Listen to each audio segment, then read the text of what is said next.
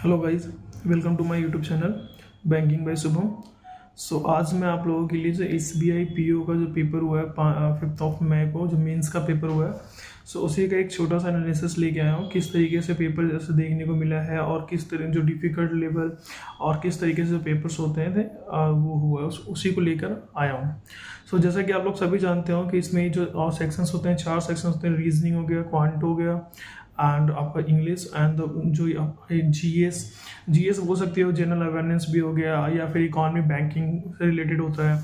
और जो हमारा क्वांट का जो सेक्शन होता है उसको हम नॉर्मली जो बोलते हैं डाटा एनालिसिस करके या फिर बोलते हैं, ठीक है। उसी को मैं लेकर आया हूँ, ठीक है। तो जैसा कि मैं देख पा रहा हूँ, या फिर जैसा कि चीज़ें देखी गई है कि जो रीजनिंग का सेक्शन है, जो कंप्यूटर एप्टीट्यूड का जो सेक्शन है, वो मॉडरेट टू डिफ़िकल्ट लेवल देखा गया है। एंड जो मैथ्स का सेक्शन है वो भी मॉडरेट टू डिफ़िकल्ट ही लेवल देखा गया है। जीएस का सेक्शन भी देखा गया है कि अभी जीएस में आपको टॉपिक्स में बता दूंगा अपनी नेक्स्ट वीडियो में, या फिर इसी वीडियो में, अगर टाइम ज़्यादा लंबी वीडियो नहीं होगी तो उसमें भी आपको देखा गया है। फिर moderate too difficult level, easy तो कहीं भी SBI PO अपने लाइक बैंकिंग सेक्टर में बहुत ही एक तरीके देखा जाए तो बहुत ही बड़ी एग्जाम में होती है। एंड डिफ़िकल्ट तो ऑब्वियस सी बात है, इसमें तो डिफ़िकल्ट लेवल तो रहेगी, ठीक है। एंड अगर हम इंग्लिश की बात करें तो वो भी मॉडरेट लेवल देखा गया है। डिस्क्रिप्टिव भी जो होता है, जितने भी मैं आपको बता दूं, जो PO का जो पेपर्स होते हैं, ठीक, वो अब लास्ट में हमारा डिस्क्रिप्टिव का भी पेपर होता है, ठीक है। तो जो इसमें डिस्क्रिप्टिव के जो पेपर हैं वो भी मॉडरेट टू डिफ़िकल्ट लेवल के ही देखे गए हैं। अभी तो मैंने आपको नॉर्मली ये चीज़ें बताएं कि जो डिफ़िकल्ट लेवल है वो क्या है।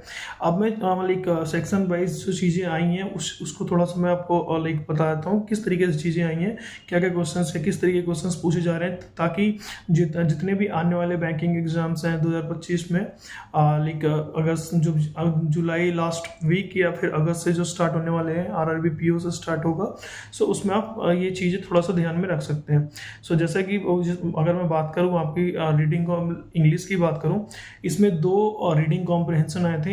एक जो तो आया हुआ था वो था मिडिल ईस्टर्न कंट्री को लेकर आया था, एंड सेकंड जो आया था वो था फैशन ट्रेंड्स के ऊपर, ठीक है। इसके जितने भी क्वेश्चंस थे, 8 क्वेश्चंस तो शायद पहले जो RC थी उसकी थी, एंड सेकंड वाले जो क्वेश्चंस थे वो मैं बात करूँ 7 तो उसके क्वेश्चंस थे, ठीक है। एरर के क्वेश्चंस भी थे, एरर के क्वेश्चन शायद 2 क्वेश्चंस एरर के थे। एंड उसके बाद जो देखा क्लोज टेस्ट भी थे, मैच द कॉलम, जैसे मेंस में हर किसी मेंस में भी मैं उसका SBI क्लर्क का भी जो देख के आया था, उसमें भी आपको बताया था कि भाई मैच द कॉलम्स आए थे, क्लोज टेस्ट थे। पैराजम्बल इसमें आया था, उसमें मेंस वाले में पैराजम्बल नहीं था, ठीक है। जो मैंने बताया था ईजी टू डूएबल था, बट इसमें देखा जाए मॉडरेट लेवल है, पैराजम्बल भी था। एंड सेंटेंस रीअरेंजमेंट भी था, अलग से 2 या 3 क्वेश्चन तो उसके होंगे। एंड देन उसके बाद अगर मैं बात करूँ कि जितने भी हमारे लाइक मेंस के जो पॉइंट्स के सेक्शंस होते हैं उसकी बात करूं, उसमें नंबर सिस्टम थे, नंबर सिस्टम के 4 क्वेश्चंस थे, ठीक है। नंबर सिस्टम के आपके 4 क्वेश्चंस तो उसके थे। क्वाड्रेटिक इक्वेशंस थे, वो भी 2 थे उसमें। नंबर सीरीज भी थे, ठीक है। नंबर सिस्टम अलग होता है, नंबर सिस्टम और नंबर सीरीज के भी 2 क्वेश्चंस थे, और नंबर सिस्टम के भी 4 क्वेश्चंस थे।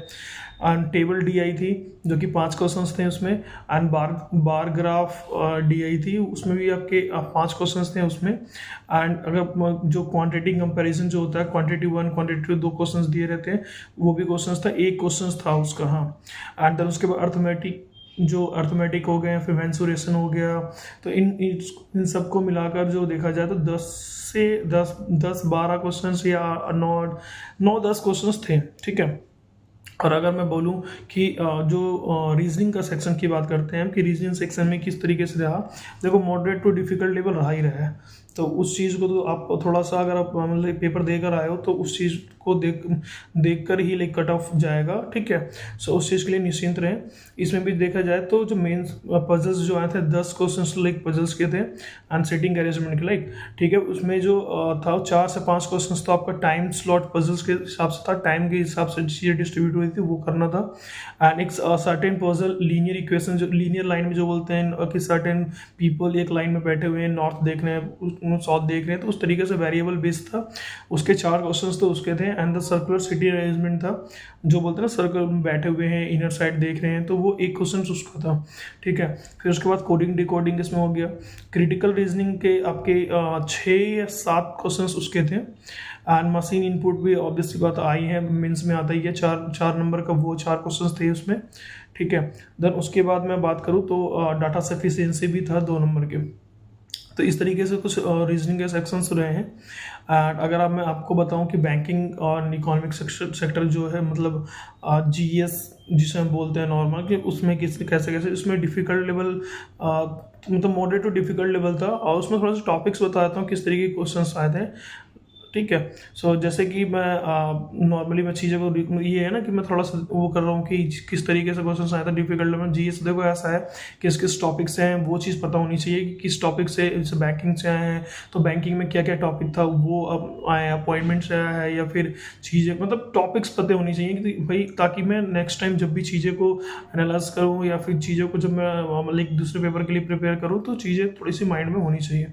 तो इसमें देखा जा रहा है, जैसे कि अभी रिसेंटली हमने पढ़ा था मार्च में एंड फरवरी के, उसमें भी पढ़ा था कि भाई एटीएम की जो फीस है, जो फी लगती है ट्रांजैक्शंस करने के, बैलेंस इंक्वायरी करने के या विड्रॉल करने के, तो उसके ऊपर एक क्वेश्चन था, ब्रिक्स के ऊपर एक क्वेश्चन था, एंड उसके बाद आपका पीएसएल प्योरिटी सेक्टर लैंडिंग जो है उसके ऊपर था, एंड ये आपका WMA जैसे हम बोलते हैं ना कि ट्रेजरी बिल वगैरह, WMA लिमिट्स क्या होती हैं उसके ऊपर था, ऑपरेशन ब्रह्मा रिलेटेड एक क्वेश्चन था, ठीक है। ऑपरेशन ब्रह्मा रिलेटेड था।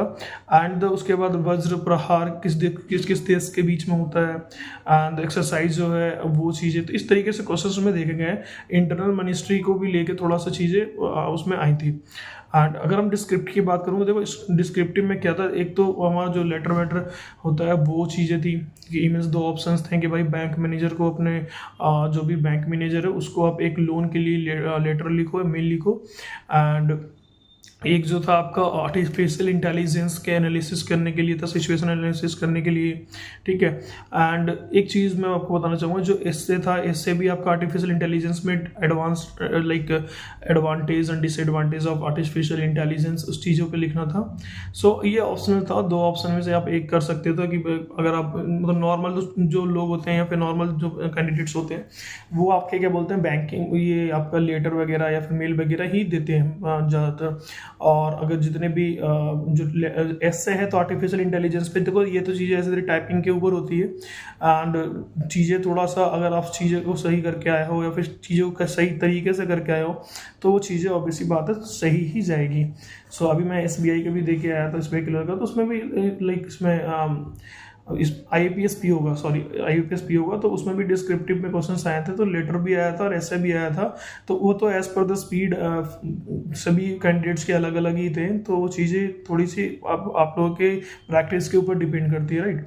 और तो अभी जैसे कि ये छोटी सी वीडियो थी जिसमें मैंने आपको बताया तो थोड़ी सी चीज़ क्या रहा है, किस तरीके से पेपर गए हैं और किस तरीके से जो बच्चे दे कर आए हैं।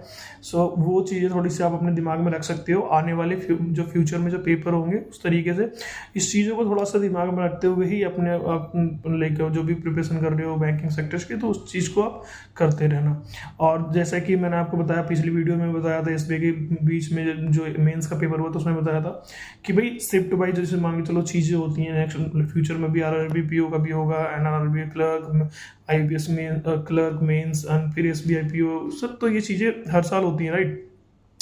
तो इसमें जितने भी पेपर्स होंगे तो शिफ्ट वाइज जो चीज़ें होंगी थोड़ी सी ऊपर नीचे हो सकती हैं, तो वो चीज़ तो अपने दिमाग से निकाल दो एंड पेपर की तैयारी ढंग से करो, ताकि ये बीच में जो आपका होता है नॉर्मलाइजेशन भी हो जाता है, तो इस चीज़ के लिए अपने, क्योंकि हमारे मैंने जो SBI क्लियर का पेपर दिया था वो शिफ्ट में, और जो फर्स्ट शिफ्ट था दोनों में GS सेक्शन में बहुत ही अंतर था, ठीक है। ये चीज़ें थोड़ा सा आप अपने दिमाग में रखें। और ये वीडियो ज़्यादा लंबी नहीं करूँगा, सो इस वीडियो को मैं यहीं ख़त्म करता हूँ। नेक्स्ट वीडियो जब भी अगर कोई, जैसे अभी रिसेंटली ही ये मतलब जो SBI क्लर्क मेंस का रिजल्ट आने वाला है, तो वो चीज़ें थोड़ी सी वेट कर रहे हैं, सभी लोग वेट कर रहे हैं कि क्या उसका रहता है। तो जैसा भी होगा मैं आप लोगों के साथ ज़रूर शेयर करूँगा। सो अब तक के लिए धन्यवाद, मिलते हैं फिर नेक्स्ट वीडियो में। एंड एक चीज़ और बोलना चाहूँगा, अगर वीडियो पसंद आती है तो चैनल को सब्सक्राइब करना, शेयर करना ना भूलें। देखो ये वीडियो बनाने में या फिर वीडियो करने में मैं ऑफिस से ही चीज़ें कर रहा हूँ, तो थोड़ी सी वो लगती है, तो ये चीज़ों जितना आप लोग सपोर्ट करोगे उतनी मैं चीज़ों को और कंटिन्यू करूँगा, ठीक है। सो धन्यवाद।